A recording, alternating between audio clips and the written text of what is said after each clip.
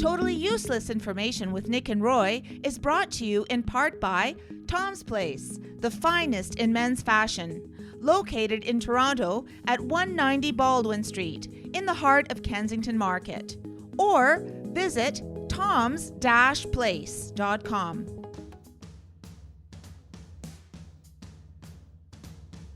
Celebrating 5 years. This is Totally Useless Information with Nick and Roy. Listen, laugh, and learn.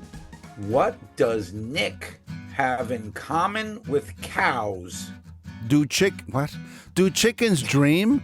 Hi, I'm Nick. And I'm Roy. And this week, we scoured the internet to find out these totally useless information tidbits just for you. Try and say that 3 times. How about one time? Plus, we'll answer your question in the mailbag segment. Is kosher salt kosher? And in the news, with the high price of eggs in America, you can rent a chicken. Totally useless information. It's everything you never needed to know. Nick. Yes? Nick. Yes. Did you tell the audience who's here with us? Wait, we have to tell the people what we're doing first. Bone chilling! Blood curdling! Oh, the horror of horrors! Listen, if you dare. Or you are listening and you are daring to listen. Thank you very much. Welcome to the show. 80 countries around the world are still downloading and listening to Totally Useless Information. I thought it was a horror just doing the show, having to be on Zoom with Nick. Yeah, but no. Okay, so here's how I saved the day. We've invited back iHeartRadio's entertainment reporter and just all around great guy and a podcast of his own. We welcome back Richard Krause to Totally Useless Information with Nick and Roy. Hello, Richard. Hey, you guys. How are you? So Richard also has a podcast that's called Last Call with Richard Krause. And what's that podcast all about? Well, it started during the pandemic, and it was all about being able to go out for a beer in a bar. You couldn't do it. We were under lockdown. So I made these documentaries about the great bars around the world. So I take you to Harry's New York Bar in Paris, where they invented the Bloody Caesar or the Bloody Mary and lots of other really great drinks. And I just give you the history and I tell you what it's about. And then I interview somebody who has a connection to the place. So we went to Harry's New York Bar in Paris, McSorley's, one of the oldest bars in New York City. We went to lots of interesting places, the Tonga Room in San Francisco, and I give you the history and I make you feel kind of like you were there. Now there's a video component to that podcast coming very soon where you'll learn even more and you can watch it with your eyeballs as well as enjoy it with your ears. That's called Richard Krause Falls Down. No. Now, Richard does know what he's talking about because in one of your many things that you've done in your life, and they're quite extensive in terms of the list of things. Apparently, he's hung out in a lot of bars, Nick. Well, there's good reason, not because he was a patron, because he was a bartender. How many years were you a bartender, Richard? I was a bartender for about 17 years. Wow. And I loved it for 16 and a half of those 17 years. Like hospitality jobs, there comes a moment, I think, in many people's career doing it that you realize, oh, I just can't do that anymore. And it was just one of those things where every time I'd hear the door open, I'd be like, oh no, somebody else is coming in, rather than great, here's more customers. So I knew it was time to go, and I did. But I got out before the real rot for me set in, and I enjoyed it. I loved talking to people. I loved, just the mechanics of it. I liked, it teaches you a bunch of stuff. I often say that you learn life lessons from working in a bar. And I don't really trust people that haven't worked in some kind of hospitality business, because it teaches you a sense of urgency. It teaches you how to talk to people. It teaches you how to size up people very quickly. And I've spent much of the last 30 years interviewing people, and I learned how to do that by talking to people and watching people in bars as I was serving them. So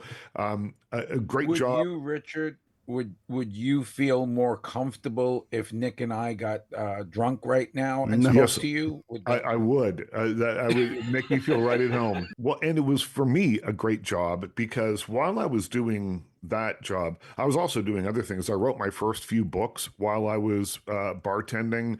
I was on the radio in a few different locations. I had a TV show for a while I was still bartending. Wow. But what I did, though, is I really generally only worked at night.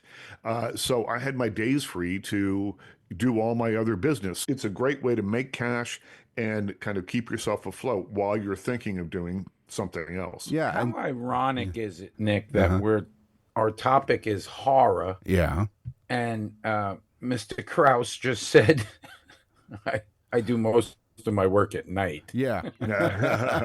So Vladimir eventually. Vampire Krause. So Richard is part of the iHeartRadio network, which is we're on the iHeartRadio Talk network, coast to coast in Canada, as part of those 80 nations that are listening to us. And so Richard has also he's a movie reviewer, entertainment really reporter.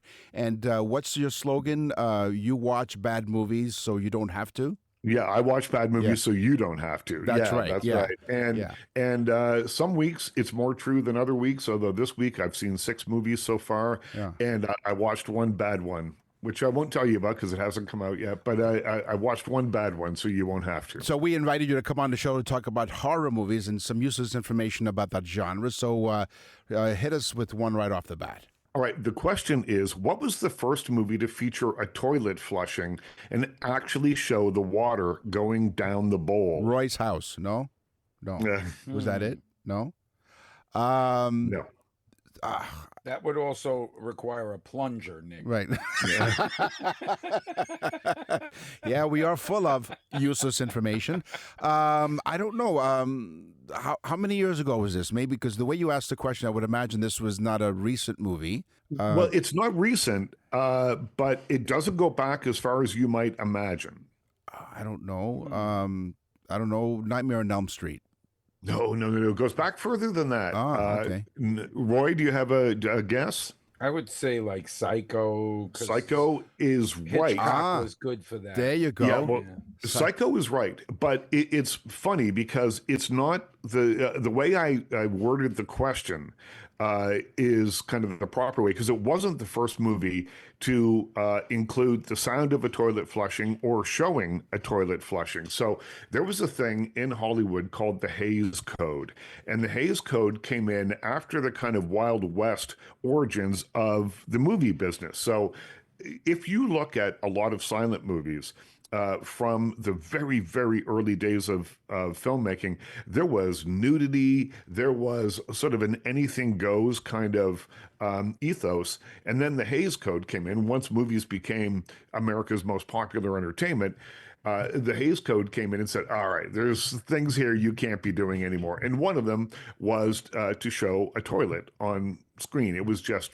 considered, bad taste. So there was a movie before the Hays Code that showed a toilet, and you heard the sound of it flushing. It was a 1930 comedy called Going Wild, and you can see the plumber going into the toilet, but you don't actually see the water going down the bowl. Yeah. So it should have just been called Going.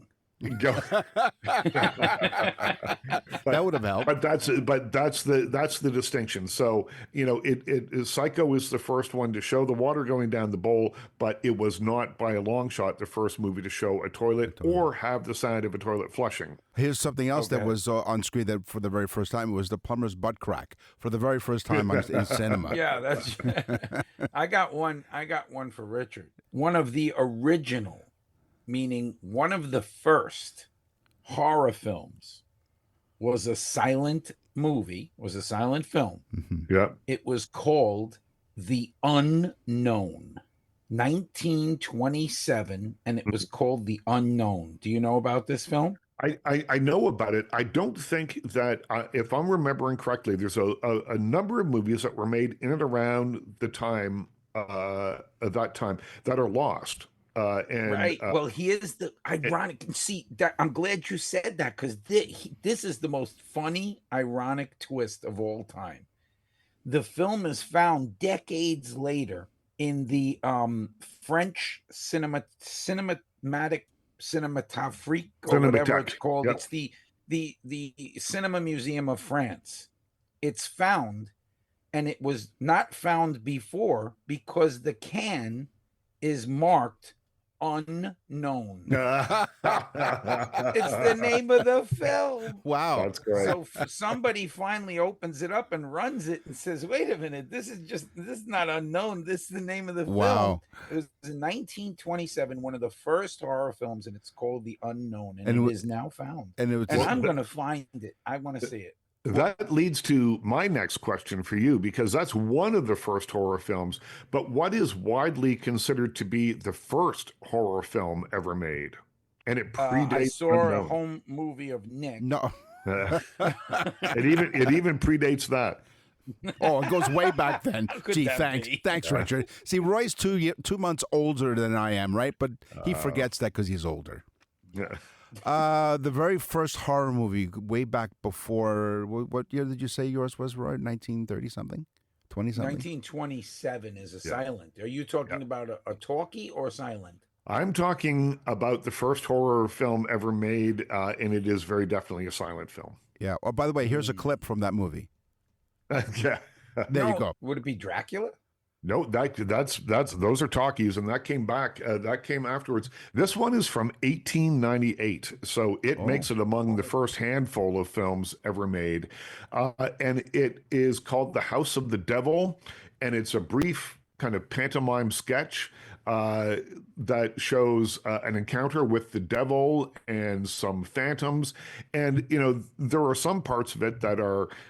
I guess probably were meant to be kind of funny, but it is kind of cool that the special effects that they used were very rudimentary, but people hadn't seen anything like this before, and characters turned into other characters in the film, and it blew people's minds because they just couldn't believe that they were seeing these moving pictures, and then to have these special effects layered on top of it, called The House of the Devil, made in France in 1898, widely considered to be the first horror film. Nick and Roy will continue with totally useless information.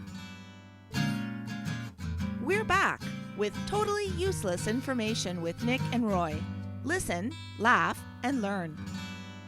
In the movie Scream, Skeet Ulrich, one of the actors on there, got stabbed for real on the set of the film. Though the actor was wearing he was wearing a protective vest, which you would think he would be, where his character is stabbed with an umbrella that had a retractable tip, because that's the best way to stab somebody, by Sidney, the other character. But things didn't go as planned. So to add an insult to his injury, the umbrella hit him right where he had open heart surgery as a kid. Oh boy! So the footage ultimately made it to the final cut of the movie because of how realistic the director Wes Craven found it. It really hurt. Poor guy. Wow, I've never heard that before. It's useless information. That's why we're here. This is our motto in life here, Richard. We provide totally useless information. Yeah, it's so useless. I lost what Nick just said. Yes. Well, it's funny. We were talking about that last movie that we just talked about, The House of the Devil. Yeah. And I said that people were blown away by the use of moving pictures. And of course, people for many years in the silent era certainly called movies moving pictures. And I remember when I first got my gigs as a film critic, my grandfather, who was, man, I don't know how old he was at the time. It was 30 years ago, and he was probably, 80, in his 80s then. He was curious about the job because he had never heard such a thing. He had never heard that would be a real job for anyone.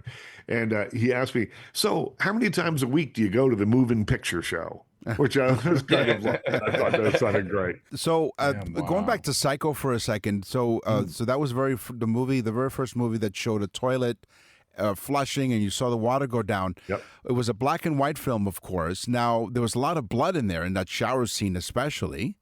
Now, you would think back in 1960 when the movie was made, or when it was released, rather, you would think, well, what did they use for blood? Well, they didn't use the special effects they would use today, I guess. They used Bosco chocolate syrup. Okay.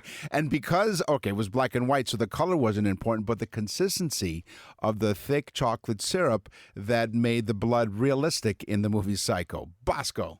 Wow. Well, You see it's it. I funny. mean, well, that would look right too. Yeah. I mean, it has that more gelatized what you think blood is going to look like. Yeah, You know, exactly. having come from the Bronx, Richard, Nick and I both know what blood looks like firsthand. Yeah. Hold on, I'm coming from the Bronx. I know what Bosco chocolate syrup tastes like. That's right. But Well, Nick, I have news. I have good news for you and bad news for you. Good news is that you're here today. Bad news is that your mom wasn't using Bosco. Oh.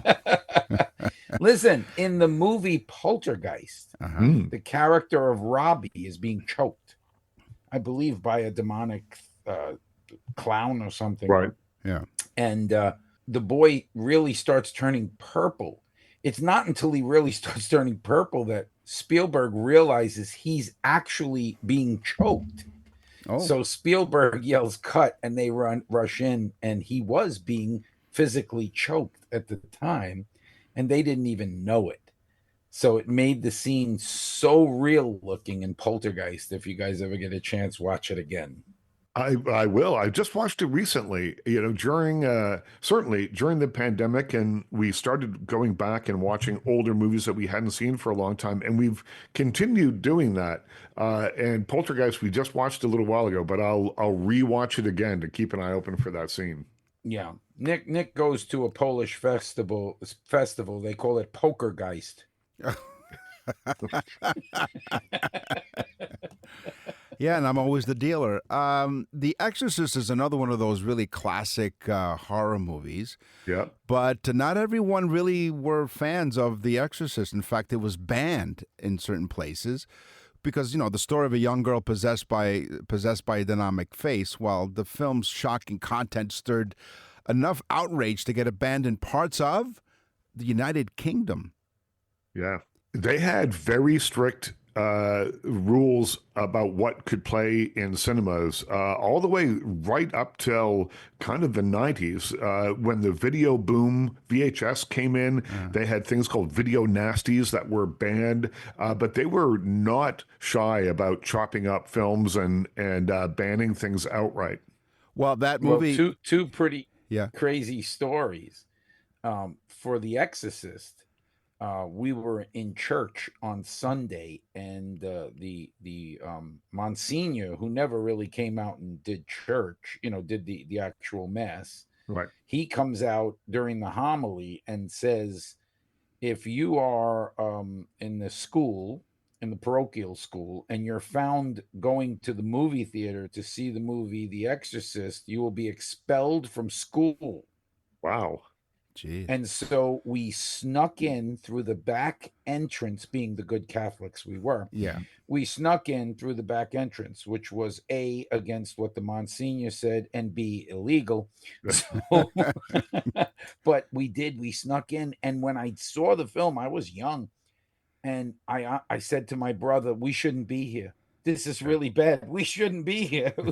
It was that shocking of a film. Well, there's all these stories. There is in San Francisco, a man attacked the screen with a knife because he thought the images, he was so overcome by it, he thought that the screen was possessed somehow. And so he just started slashing away at the screen. So, and there's dozens of stories like that about that movie. There's the one story where Nick runs up to the screen. He thought it was his ex-girlfriend. Yeah. Well, what I was going to say, as you're telling us that story of you sneaking into the movie theater, I was trying to imagine your knees and the school outfit you were wearing at the time, but also because of the negative, the forbidden appeal. It's like, don't walk on the grass, don't drink any booze from the liquor cabinet. What do? You walk on the grass and drink more booze because it helped that film, the banning of the film, helped it rocket to box office superstardom. So never mind banning it, because people are like, wait a minute, if you don't want me to watch it, why don't you want me to watch it? So that's why The Exorcist became as popular as it did. Well, let me test your memory then. If you've both seen it, it was a long time ago, 1973 it came out. But what was the name of the spirit that communicated to Reagan, who was the little girl, through the Ouija board? Oh, it was God, the guy hangs himself at the start of the film. Spoiler alert! Come on. Lee Remick is in it. Oh, come on. Well, it's the character's name. There's two names. that I will did accept. it for you. I did it for you. And then she throws herself off the building. What the hell is the name of that film? I'm drawing a blank. Really. That's The Go ahead, Omen. Richard, You're thinking please of. tell. The Omen. That's The Omen. Thank you. Thank Right. you. Oh, But in The I Exorcist, know the rest of the world was sitting there, 80 countries going, The Omen, stupid Roy, it's The Omen. but what's the name of the spirit that communicates to Linda Blair's character through the Ouija board? Norman? No. No, it was called Captain Howdy. And so there were two names for it. The demon is Pazuzu, which they refer to later on. But in the early stages of it, they call him, or Reagan, the character, calls him Captain Howdy. And it's because, according to the lore, Captain Howdy presented himself as harmless when he first came through and possessed young Reagan. And that's why they used that name. But later, Pazuzu, turns out, is up to no good. I was close. I said Yeah. Norman. I was close. I wasn't I? remember Norman, that. yeah. That was definitely. Listen, you've seen Squid Games, Richard? Yeah. Squid Games, shocking. You know, Mhm. just shock value. I think is the way you really say Squid Games. You Yeah. know, but there's the Asians are really big on this shock value stuff. There's a lesser known Korean horror film type series called The Death Bell. Have you seen it? No. Oh, what's it about? It takes place in a school. Now they're using children, okay? And the teacher is basically told to give this exam. And every question that the students get wrong, one student is killed. Whoa. Wow. So very much Squid Game-ish, but done with testing. Yeah. Thus, the reason why the Asian nations are all number one in education.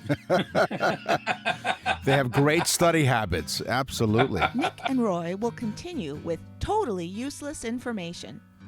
Here comes the groom. Is there an upcoming wedding on your calendar? Hi, Nick and Roy for Tom's Place. If you're the lucky groom, Tom is your best man and ready to make you and your wedding party look stunning on your big day. Whether it's formal or casual, destination, celebration, traditional or contemporary, they literally have you covered in clothes with their tailored suits and classic tuxedos, complete with all the accessories to help you shine in the spotlight. Why rent when it's so affordable to buy an outfit that will serve you well for years?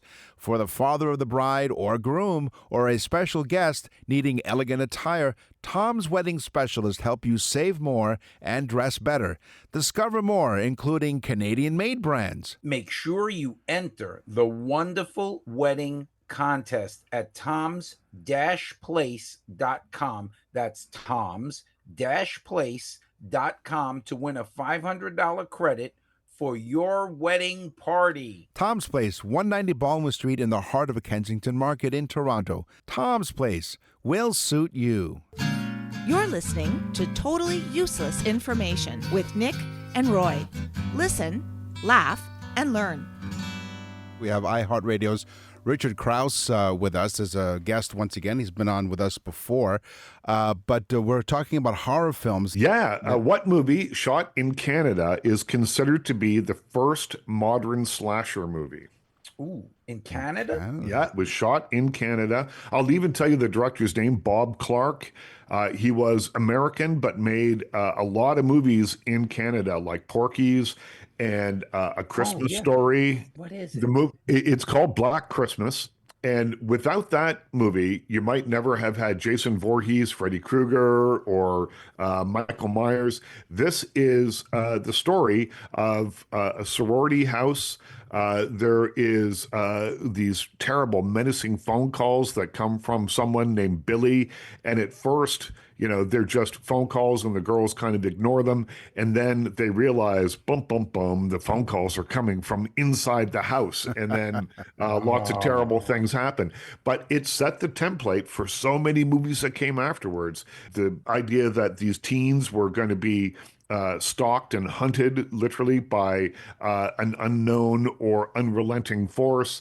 It took place over a holiday and gave us movies like Halloween and, all the movies that came afterwards that played on the idea of putting a slasher into a beloved holiday setting. There's loads of Christmas ones and lots of other things. So this is a movie that kind of set the tone for what was to come. And without this movie, the horror in the 80s and 90s would have looked very, very different. Called Black Christmas, and it's still great. So, Richard, in the horror film The Conjuring Part 2, well, most people saw The Conjuring Part 1. I don't know about Part 2. But in Part 2, there is a demon nun. There is a nun that's a demon. Yep. It was never in the script. Oh. Literally, the film was shot, production was wrapped up, and they said, we need something else. So they created a demon nun and reshot a lot of scenes to incorporate the demon nun into The Conjuring Part 2. Well, and then that nun has been spun off into her own movies. There's 2 or 3 of them, and they've all done really well. Like, there's something about religious horror or a horror that seems to be based in and around religion that people can't get enough of, which is why you see so many movies about exorcisms and that kind of thing. And they all seem to come out in February for whatever reason. It's a slower time at the movie theaters, and you drop one of those in there, and all of a sudden you've got a box office hit. Yeah. I know. Isn't that a great concept, though? I mean, you have a nun who goes after really bad people. Yeah. And before she slashes them, she yells, repent. Yeah. They go after young people who go into movies they shouldn't be watching. Right. Yeah, that's what it is. Richard Krause, thank you very much. We really do appreciate all of your vast knowledge. I mean, there's a lot more in terms of our horror movies, but we'll have you back because there are other genres of movies that, obviously, in all the years you've reviewed movies that you'll know about, like comedies and dramas and things like this, and behind-the-scenes stuff that you never would read in any book or anything like that. What's your podcast again, Richard? Well, there's Last Call with Richard Krause. You can find that online. There's the Richard Krause Show podcast. Go to my website, richardkrause.ca. You can find out what I'm up to, and there's lots of video clips there and all that kind of thing. Thank you, Richard. Always appreciate you joining us on Totally Useless Information with Nick and Roy. Thanks for having me. You're listening to Totally Useless Information with Nick and Roy.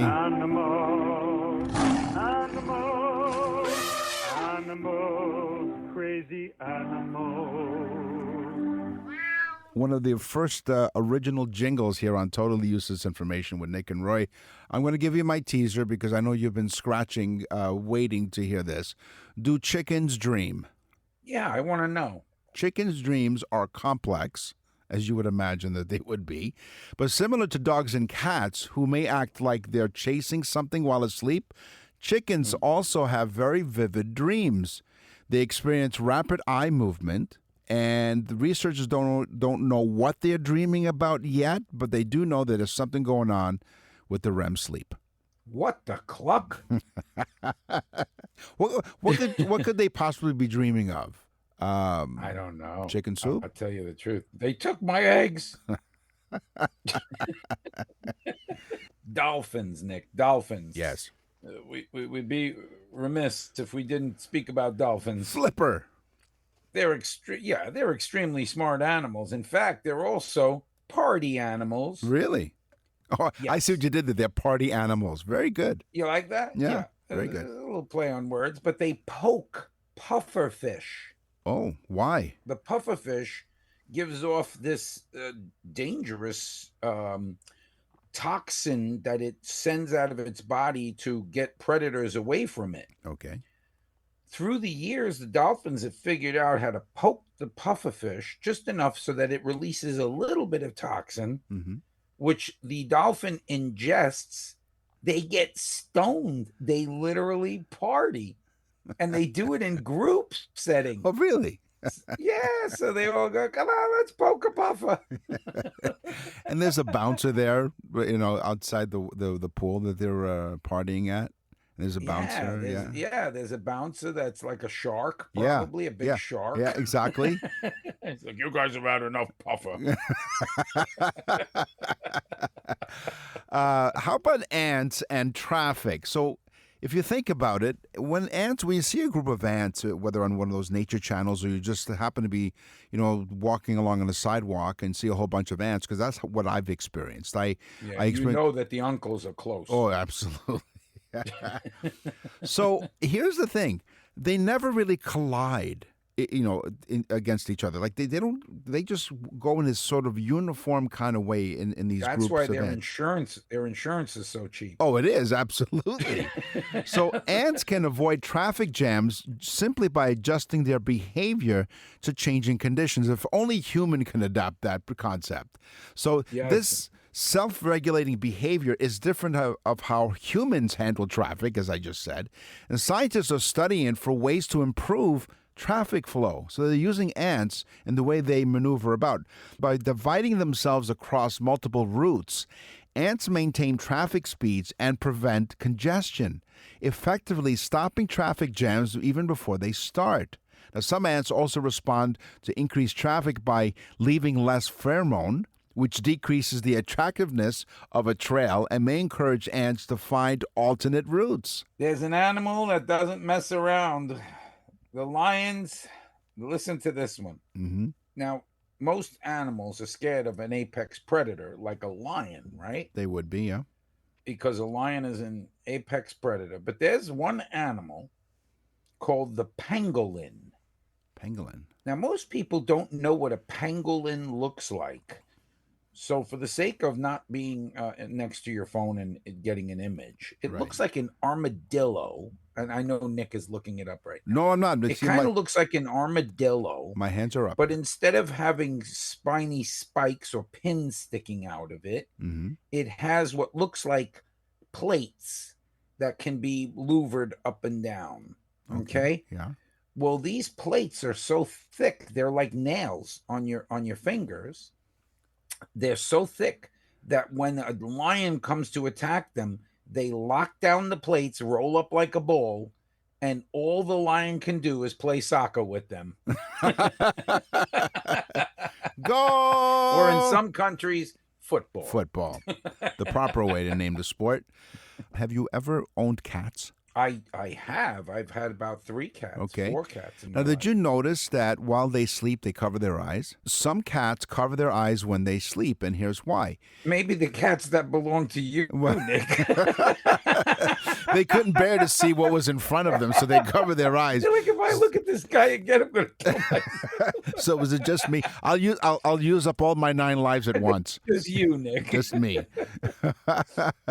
So cats usually find themselves nice, cozy places for sleeping, but they do not like the feeling of the sun rays kissing their face every time they twist and twirl for a sound nap. So they tend to cover their eyes. Yeah, that's great. That's like putting the sleep thing on, sleep mask. Yeah, that's right. It's what they use their paws as a natural sleep mask and to keep the glare from their eyes. So that's why some cats, and maybe my cats, cover their eyes when they sleep.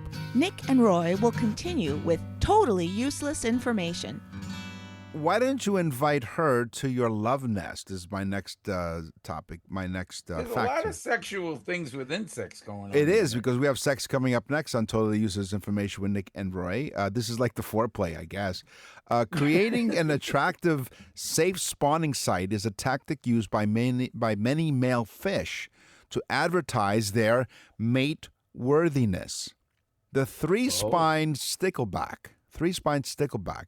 swims in the coastal waters such as British Columbia out here in Western Canada, the Gulf Islands, along the shores of the Great Lakes, outdoes himself constructing a deluxe nest of vegetation, complete with an entrance and an exit. Oh, so he's got like the heart-shaped bed and the mirrors above the... You know it. The three-spined stickleback lures a female to his love shack. He does a he does a zigzag dance.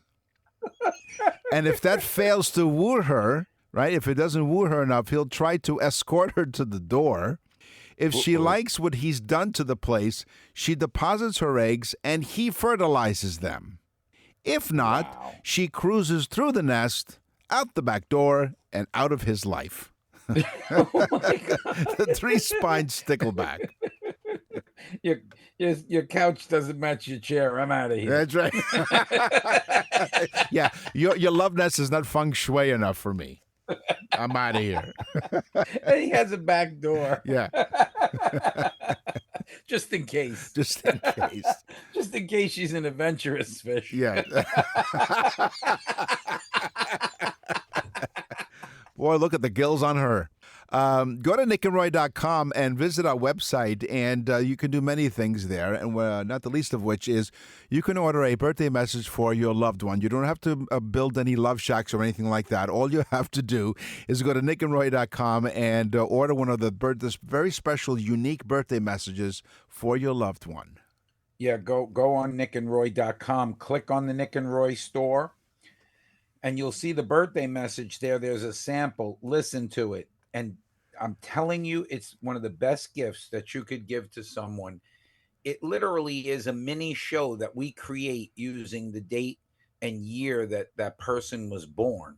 And we personalize each and every one of them by using some basic information that you can give us. And we put your name in it. And I'm going to tell you right now, email after email after email telling us that it's the greatest gift that these people have ever received. So if you want to get somebody something great and it's affordable, go to nickandroy.com and look at the birthday message in the Nick and Roy store. nickandroy.com. Wow, wow, wow. Oh, yeah. All about sex. Is it just me, but didn't we just talk about sex, just talking about animals? I don't know, but we make everything about sex. We Nick. do. You tend to talk about stuff you don't do. Right. So just to be sure that we are on the straight and narrow, here is some information for your lawyers. The following segment of the Totally Useless Information podcast may be too sultry and too sexy for some listeners. Mm-hmm. For the rest of you, keep your hands where we can see them, okay? Yeah. And don't go on a website thinking about that. No. So we've watched many TV shows, especially HBO-type shows, or even movies for that matter, where they have elaborate sex scenes. And you're thinking, you know, the two actors on the screen or actresses or whatever you have, they're not necessarily together in real life, and so they have, you know, their own partners and they're married to other people, and yet they really make some of these sex scenes really, really elaborate. And you're thinking, okay, how do they do that? Well, that is the job of the intimacy coach, to make sure that things don't get out of hand. So in one of the research articles that I saw, Jessica Steinrock, she's known as the intimacy coordinator on TikTok, she shared some titillating tricks from her trade as a sex scene consultant on... Did you say titillating? Titillating tricks, the alliteration there. And she's a consultant on some film sets. So she was asked, how do you make sex scenes look so real? Well, she showed how she uses different paraphernalia. She uses nipple covers, rolls of tape, a strapless thong, which she borrowed from Roy, and even a flesh-colored, phallic-looking bag, which she later refers to as a modesty pouch. Okay? Yeah. The old modesty pouch. Now, when Roy heard nipple covers... I use the ones that are the size of lawn trash bags. But again, just being modest. Yeah, just modest, exactly. You know, Roy got all excited because he heard about nipple covers and rolls of tape. He thought of last Saturday night. So anyway, why do they need nipple covers? They could just use my hand. Maybe. But you weren't available that day when they were filming this movie. So now some are wondering how this flimsy piece of fabric is the only barrier for modesty. But what happens... I was not wondering that, Nick. No, maybe you were. But here's the thing. So there are times where the guy gets too excited. So what she does is she says, well, you know, the people's brains can't always distinguish what's real and what is fake when they're acting the scene. And in the case of the spicy on screen, some vascular reactions might occur, as she puts it. That's a good way of saying it. But they probably happen a lot less than you think. And since the scene is in the moment, The final result is, well, they kind of work around it, and they must shoot it 3 or 4 times to make sure. But sometimes, she says, the modesty garments are mood killers anyway. All right, get ready, Nick. Yeah. This is something that Nick and I were very proud of when we were in high school. Yes. What? Showing up? No. Teens are having a lot less sex. In the 1990s, 54% of teens said they were having sex on a regular basis. Okay. 54% of teens. I think when Nick and I were in school, there's probably more than that. But that's a story for another day. That's now, right. Yes. Today, in the 2000s, okay, in the 2020s, Yes. it is down to 30% of teens say they're having sex on a regular basis. That's a 24% drop in teen sex. Okay. So something is going on, Nick, that is telling teens not to have sex. Well, that could be a good thing in some circles. You know, someone once asked me, where do they get virgin wool from? And I responded, really ugly sheep.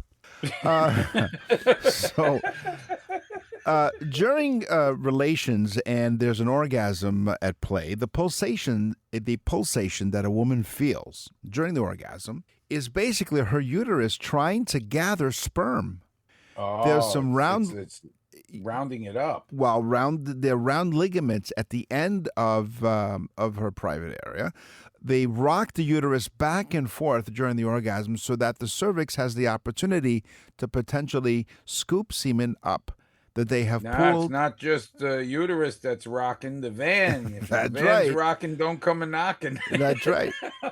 So this is how remarkable, the human body is. And so the uterus will potentially scoop up the semen that may have been pooled in the back of the private area to enhance fertility, because that's really the job of the sex organ, isn't it? Is to provide fertility. Well, you made it very scientific sounding, Nick. Absolutely, yeah. The private parts are really interesting, but the private parts, the family jewels, yes, the old phallic shield. That's right. The place where Roy likes to vacation from time to time, the nether regions. Sex, Nick. Sex was not stigmatized. No. Well, maybe it was after watching a film of Nick having right. sex, but in general, sex was not stigmatized in ancient Greece and Rome. Oh. In fact, it was extremely common to have group sex, homosexual sex. Mm-hmm. They had sex toys, mm-hmm. and live pornographic shows were put on for people, just like we watch pornographic videos. That's what we've heard. And yes. It was all considered very normal and very okay. Thus, the end of the Greek and Roman times. Not a very good track record. No, not at all. Wow. Speaking of sex toys, my next fact. Oh, yeah, that's what you got out of that? Yeah. After this next fact, I'm going to tell you this. In my second fact, after the will be about sex toys, and there's a survey. But I'm going to tell you about how it takes less than a second to figure out if there's a spark in a relationship, in a potential relationship. Half a second. Up? No, this is up right now. Okay. So did I confuse you? You better put a phallic shield on it. What was it? A nipple? Hold on. What was it that she had? Rolls of tape, which was intriguing. The nipple covers. The nipple covers. Yes, exactly. Yeah. They're like car covers. Yeah. That's right. We're proud of our cars. They're proud of their nipples. That's Cover right. Yeah. You know what? They're headlight covers, so to speak. So it actually takes half a second for your brain to decide if a potential partner is hot or not. According to a study a few years ago, in an interview, the study's author, Stephanie Ortigue, says that they found that the brain knows who we desire and when we desire before we're even aware of it. Even more fascinating, the researchers have found it takes less time for our subconscious to identify a person we find unattractive. Wow. And that makes a lot of sense for my upcoming fact. There you go. Okay. So within a half a second, you could tell whether or not you want to mate somebody, right? And Yeah. that's a good thing because heterosexual sex lasts on average 5.4 minutes. So you better be quickly deciding because it's gonna go quick, guys. You can time an egg, I think. Yeah, I'll tell you the truth. I'm doing pretty good.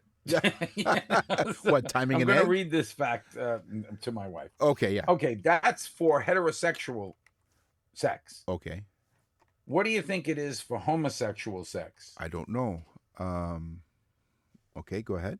What do you think? The average encounter between two men is this exact same 5.4 minutes Okay. of sex. Now, the same study, what is the average length of time for sex between two women? Okay. 30 minutes. Really?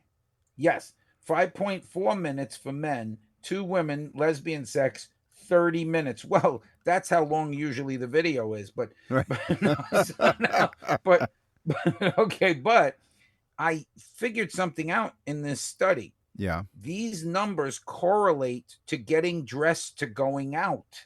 Really? So if you tell your wife you want to go out someplace, the man is dressed in about 5.4 minutes. Yet it takes the woman every bit of a half hour to an hour. Right.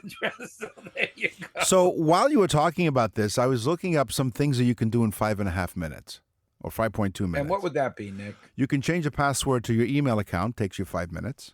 Ah, You can review your schedule the next day, which is what people are probably doing during the sexual relation. exactly. You can clean your eyeglasses, reading glasses, or sunglasses in 5 minutes. Oh, Okay. You can make a maybe you grocery. could see who you're having sex with. Maybe. That's right. Make a grocery list for the week. That takes 5 minutes. So these are all the things, maybe not how long it takes, these things take 5 minutes, but maybe this is a list of things you're doing during the 5 minutes. You could also install a good pair of nipple shields and Yeah.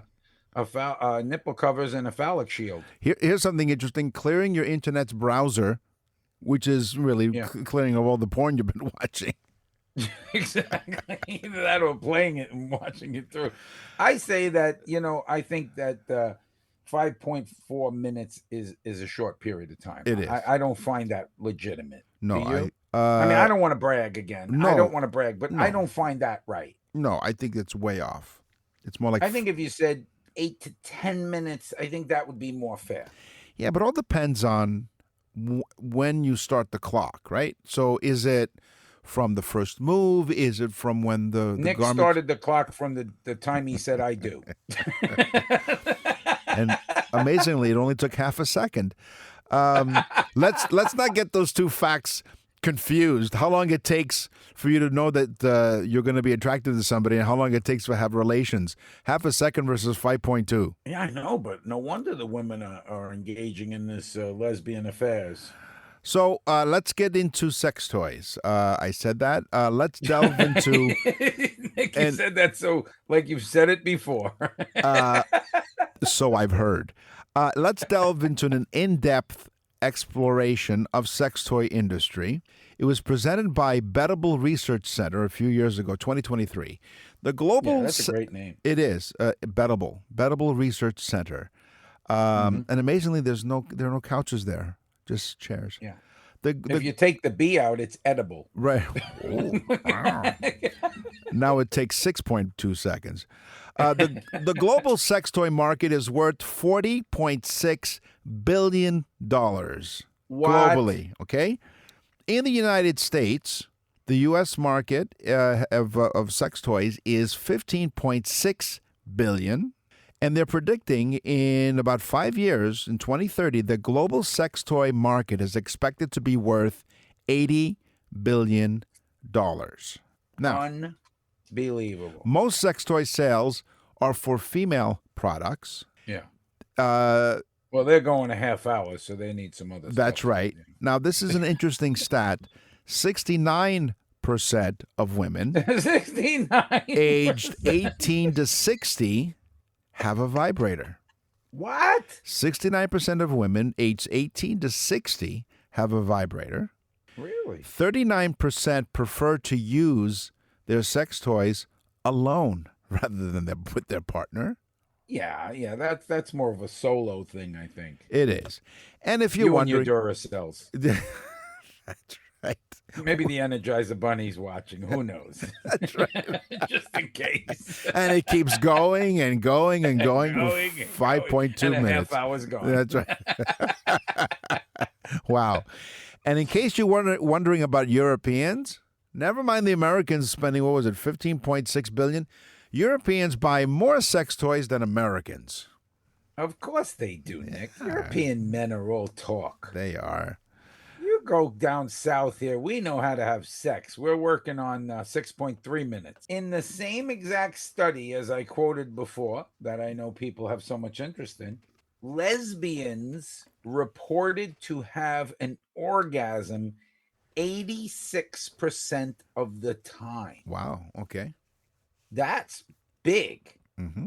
Okay. 86% of the time. Although, if you think about it, 30 minutes versus 5 minutes, yeah, they got a much better chance. But anyway, 86% of the time. While straight women said that they orgasmed 65% of the time. Okay. And men, whether it be straight or homosexual, or same we sex, all had the same. Yeah. 95%. There you go.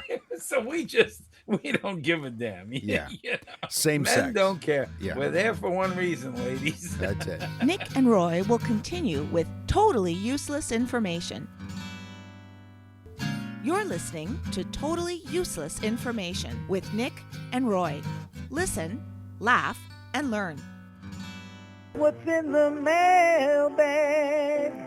What's in the mail?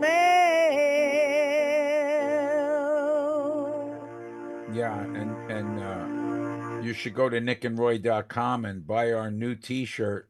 We only sell it in men's sizes. It says, "Got 5 minutes?" Not bad at all. I'll tell you who's in the mailbag. Who's in the mailbag, Roy? Hugh from Iceland. Oh, okay. Iceland. Nice. Cool. I love this, Nick. I love this. It's like spinning the globe. Yeah. When we go to the email section. Well, 80 So countries. anyway, well, I usually think about it. It's 80 countries to think of, like to. I know, to choose and I from. usually look for an odd country that we haven't used before. So Okay. for those of you that are from regular, I was going to say normal countries. Yeah, No, but we're far from it, but thanks for the sentiment. we do look for fun emails as well as odd emails as well as odd placed emails. Yeah. So Hugh from Iceland, this I think is our first Iceland. Yeah. Hugh says, "We don't have very much to do up here during the winter months." I guess You not. think so? Your country's called Iceland. Yes. He said, "Having your show has been so much fun for our family, Oh, learning, laughing, and enjoying every minute of it. Thank you so much to Nick and Roy. We really do appreciate it. And come to Iceland. You'll love it." nice. And I have heard Iceland is beautiful. Yeah, really picturesque and great landscapes and a really fun place. And the people are really nice, too. Really, I really almost nice. took a cruise to Iceland, Nick. It was very expensive to fly into Iceland and stay at a hotel for like a couple of nights before the cruise. I wanted to see Iceland. And Yeah. Hugh from Iceland. Thank you so much, Hugh. We're glad that your family's enjoying the show. Tell some other people in Iceland. Yeah, love to hear from them. Bree from Toronto, here in my hometown. Dear Nick and Roy, we love listening to your show every week. We hate to admit it, but we are addicted to your show. I love sharing the useless facts with my friends. Here's my question. Some of my friends who are chefs insist on using kosher salt when they cook. It had me wondering, is there such a thing as kosher salt? Is kosher salt kosher? Thanks. Great question. Now, you're a chef. Have you used kosher salt? I have pink Himalayan sea salt. I have sea salt from Sicily, Mhm. which is right from the Mediterranean. Yeah. I bought it right there in Marsala. Nice. I also have kosher salt, which is a highly coarse Yes. salt. It's a very coarse salt. Well, So kosher salt can be kosher, but so can any salt that's produced under kosher guidelines and supervision. Its name comes from the ancient Jewish practice of using coarse-grained salt, as you said, to drain blood from meat, as eating meat containing blood is forbidden in certain Jewish traditions. So that's why you use kosher salt. It's not necessarily because the salt itself is kosher. it's the But- same salt you'd use for bacala. And if you Codfish, think about it, the Mediterranean has a lot of salinity content. Yes. So you had places like Italy that had a lot of salt coming in, Right. and so they would salt their cod, and so would the Israelis, and the Middle Eastern people would salt their fish to keep it fresh. Yes. Because fish would only last a day or two. But I have an interesting salt thing for people. Years ago there was a thing called a goiter, which you would get in your neck. Your neck would swell up. Yeah. It was very, very common to be going to work and seeing people with swollen necks. Goiters were a very common thing. They would go to the doctor. The doctor would give them a dropper thing of iodine. They would put the iodine on their tongue. A couple of days later, the goiter is gone. Iodine would stop goiters. So at the time, I forget if it was McKinley or what president it was, they said, we need to stop goiters. So in order to stop goiters, we need to put iodine in something that everyone uses. They were thinking about putting it in the water system, but it was you could taste it. Yeah. So they ended up putting iodine in salt. Thus, you have iodized salt because mostly everyone used salt. It then put iodine in our system. No more goiters. No, that's wonderful. Well, thanks. Sorry about the long-winded food thing. No, it's okay. It was worth your salt. Today on the show, we talked about horror with very special guest Richard Krause from the iHeartRadio Network and his podcast, Last Call with Richard Krause. We talked about animals. We talked about sex. It's time for the news. And now, from around the corner and around the world, this is TUI News. So we've all rented cars, we've rented boats, we've rented cottages, we've rented houses. With egg prices soaring in the United States, Christine and Brian Templeton of Rent the Chicken in New Hampshire offer a unique solution: chicken rentals. Provide 2 or 4 hens, all the feed you need, books, tutorials, phone support, everything. The majority of everybody who rents loves it. And a lot of the customers decide they want to have the same birds. They get very attached to their birds, and when they come back, we tag them with a colored tag around the ankle so they can get the same birds back next year. That's a business for the birds. Yeah. So as they mentioned, their services provide hens, feed, support for about 6 months, allowing customers to collect fresh eggs at home for about $600 or 2 dozen eggs. 2 hens can produce a dozen eggs per week. It seems expensive. Many renters grow attached to their chickens and choose to keep them, as he said. As egg shortages continue, the Templeton's business is gaining popularity as a sustainable and affordable alternative. Yeah, they get so attached to the chickens, they feel as though they're an extension of themselves. Now, they don't want to ruffle any feathers, but this is definitely a business model that has a future. Listen, Nick, here's my way of thinking. Yes. See, I always look for the angle, right? Of course, yes. So I'm going to rent 2 chickens, Okay, nice. okay? All right. I figure a dozen eggs every week, Yes. okay? So that is, 48 eggs per month. Right. I'm going to personally sit on them. By the end of the first month, I will be renting out 24 sets of chickens. to go. By the end of 6 months, I'll have a big business going. Yeah. You will. And my cholesterol will be lowered. Oh, it'll be amazing. That's all the time that we have for this episode of Totally Useless Information. Yeah, I'm exhausted. With Nick and Roy. Well, I told you my dream yesterday. I dreamt I was a muffler this morning. I woke up exhausted. We will scour the internet far and wide for totally useless information just for you. Until then, Hugh in Iceland. No. Everyone out there, tell a friend about the trend of listening to Totally Useless Information with Nick and Roy wherever you can. I'm Nick. And I'm Roy. Thanks for listening. Totally Useless Information with Nick and Roy has been brought to you in part by Tom's Place, the finest in men's fashion. Located in Toronto at 190 Baldwin Street in the heart of Kensington Market. Or visit toms-place.com.